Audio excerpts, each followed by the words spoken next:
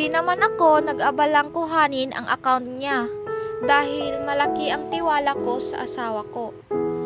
Patuloy pa rin naman siyang nagbibigay sa akin ng mga bulaklak, chocolates, at iba-iba pang mga binibigay niya sa akin dati. Hanggang sa isang araw ay sosopresahin ko sana si Dexter. Nagulat ako nang makitang andoon din ang kapatid kong si Regina. Mabilis nilang tinago ang hawak-hawak ni Regina. Ayaw pa itong ipakita sa akin.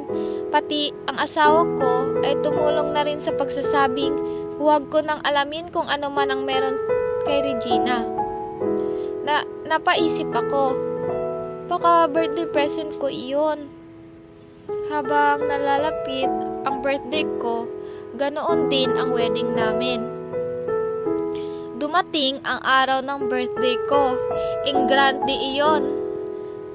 Dahil gusto ni Dexter na espesyal ang kaarawan ko. Naging busy ako, Miss Trenley, sa pag-aasikaso ng mga bisita. Hinahanap ko naman ang asawa ko, pati ang kapatid ko. Kanina ko pa kasi sila hinahanap. Nailibot ko na ang sarili ko sa buong bahay, kasabay ang pag-aasikaso ng bisita. Pero hindi ko pa nailibot ang sarili sa kwarto namin.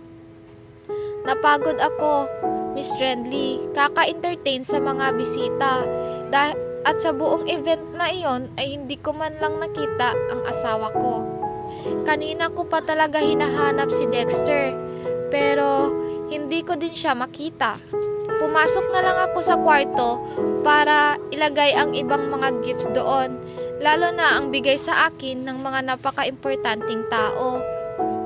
Pagbukas ko, ay bigla na lang napatulo ang luha ko. Sarap na sarap pala ang dalawa dahil sinaginawa nila. Ayos kayo ano? Sa kwarto nyo pa talaga ginawa ang kababuyang iyan? Dexter, ilang linggo na lang ikakasal na tayo. Bakit mo sa akin nagawa to? Hindi pa ba ako sapat sa'yo? Kulang pa ba ang pinagsamahan nating dalawa? Wala sa sariling saad ko. Ikaw, Regina, kapatid kita. Bakit mo nagawa to?